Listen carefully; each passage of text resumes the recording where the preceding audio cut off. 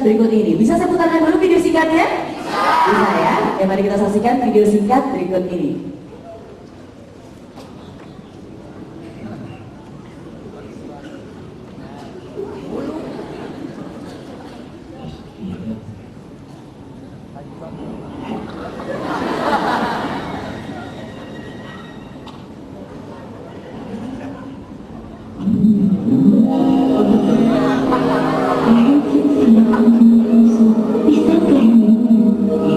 Sports car, you win.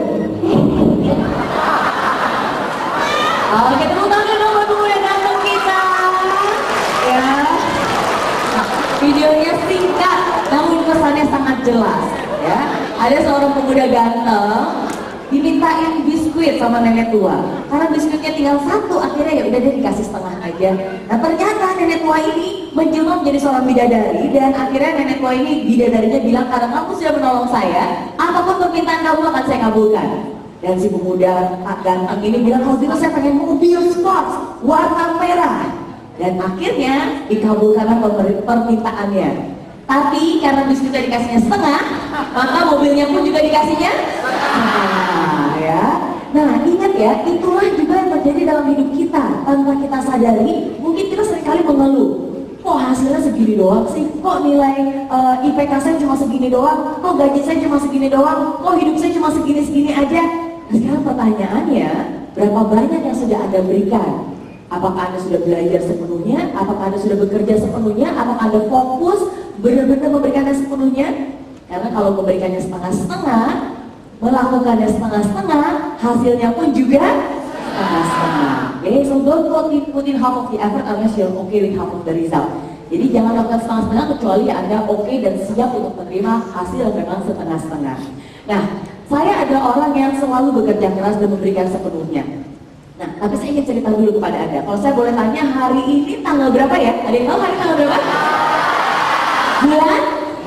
Mei tahun 2016 ya, 15 Mei 2016. Kalau saya ingin mengajak Anda ke beberapa tahun yang silam, lebih tepatnya lagi 28 Januari tahun 2007, jam 8.46 pagi. Berarti udah lebih dari 9 tahun yang lalu ya. Coba deh ingat-ingat, kira-kira ingat gak ya lagi pada ngapain? Ayo, lagi pada ngapain kira-kira? Belajar, kuliah, sekolah, tidur, makan katanya ya. Pasti ingat aja samar-samar. Karena udah 9 tahun yang lalu, mana saya ingat, betul?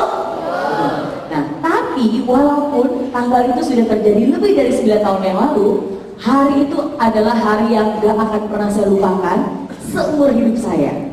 Dan saya masih ingat banget tanggal 28 Januari tahun 2007 itu jatuh di hari Minggu, ya hari Minggu, sama seperti ini hari Minggu. Dan saya masih ingat banget walaupun hari itu hari Minggu, tapi begitu bangun dari tempat tidur saya begitu semangatnya, saya langsung loncat dari tempat tidur, langsung buru-buru beres-beres siap-siap dan udah gak sabar pengen pergi ke suatu tempat di Singapura.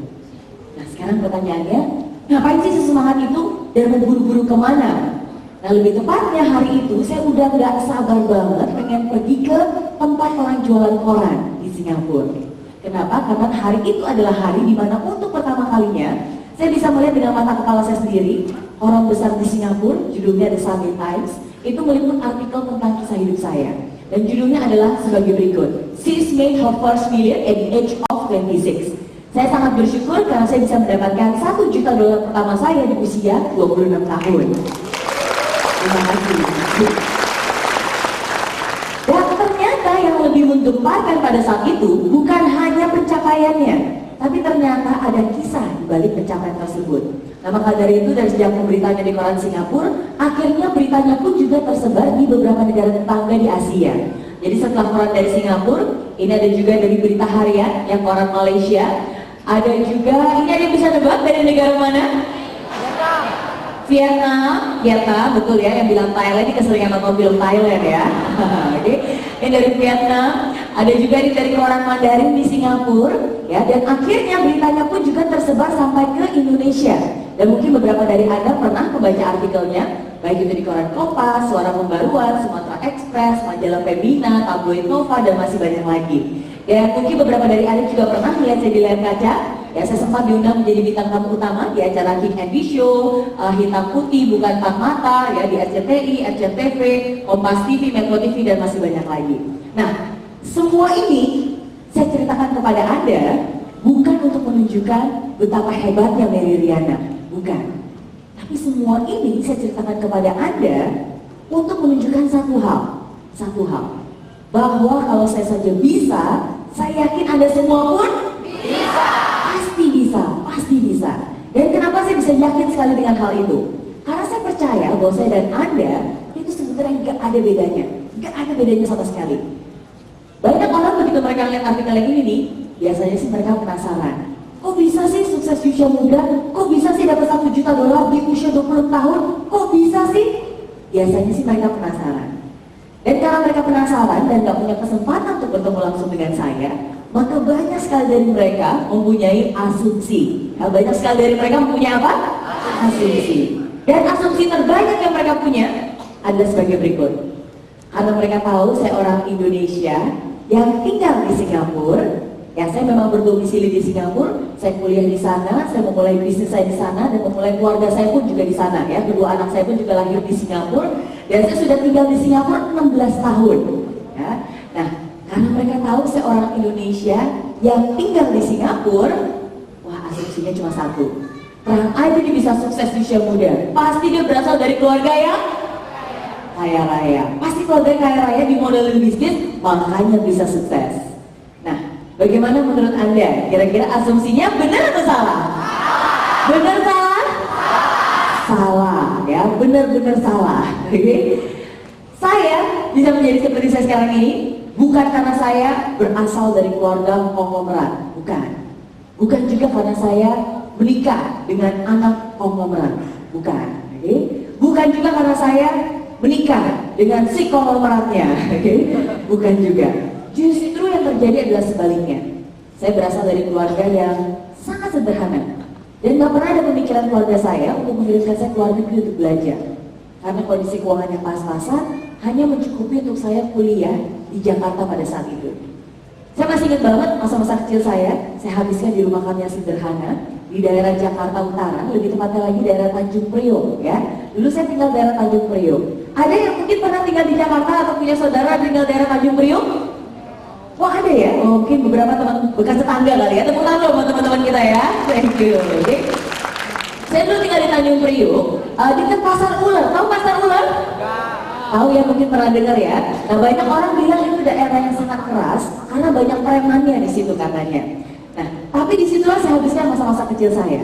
Jadi bisa dibayangkan, gak pernah kepikiran suatu hari saya bakal bisa kuliah di luar negeri, punya bisnis sendiri, apalagi punya bisnis di luar negeri. Sama sekali gak kepikiran. Tapi itulah uniknya hidup. Kita nggak akan pernah tahu apa yang akan terjadi dalam hidup kita. Dan hidup saya pun harus berubah. Dan kisah mimpi $1 juta saya berawal 18 tahun yang lalu. 18 tahun yang lalu, kalau Anda hitung balik, tahun ini tahun 2016, berarti 18 tahun yang lalu tahun 98. Kira-kira ingat gak ya apa yang terjadi di Indonesia tahun 98? Banyak ya. Pertama, ada yang namanya krisis moneter. Krisis gak cuma di Jakarta, tapi juga di beberapa negara tetangga di Asia. Dan lebih parahnya lagi di Jakarta pada saat itu gak cuma krisis, tapi ada yang namanya kerusuhannya 98. Satu peristiwa yang sangat mencekam. Saya nggak tahu kalau di Pekanbaru tahun 98 ada kerusuhan? Enggak? Aman-aman aja? Aman, luar biasa. Tepuk tangan buat teman-teman semua di Pekanbaru ya. Tapi situasi yang berbeda di Jakarta. Dan saya masih ingat banget ketika kerusuhan itu terjadi. Usia saya masih 18 tahun, baru aja lulus SMA. Dan tadinya saya mau kuliah di Trisakti. Karena ayah saya dulu bekas dosen Trisakti. Jadi saya pikir, hanya di jejak ayah saya. Tapi masih ingat banget, baru pagi-pagi ngambil formulir pendaftaran. Tiba-tiba sorenya ada peristiwa penembakan mahasiswa Trisakti. Dan akhirnya 2 minggu kemudian disusul oleh kerusuhannya 98. Satu peristiwa yang pastinya gak akan pernah kita lupakan. Dan karena pada saat itu orang tua saya sangat mengkhawatirkan keselamatan saya, masa depan saya, terutama masa depan pendidikan saya, maka dengan berat hati, akhirnya mereka memutuskan untuk mengirim saya ke luar negeri untuk belajar. Dan Singapura adalah satu-satunya pilihan. Dan itu adalah keputusan yang berat. amat sangat berat. Kenapa berat? Karena bayangkan, sebelum ada Krismon aja nggak pernah kepikiran suatu hari saya bakal bisa kuliah di luar negeri. Karena kondisi keuangan yang pas-pasan hanya mencukupi untuk saya kuliah di Jakarta pada saat itu. Itu sebelum Krismon. Apalagi tahun 98 ada yang namanya Krismon, di mana banyak sekali bisnis bangkrut, banyak sekali kekacauan, banyak sekali pengangguran. Jadi sulit sekali rasanya untuk orang tua saya bisa mengambil keputusan tersebut.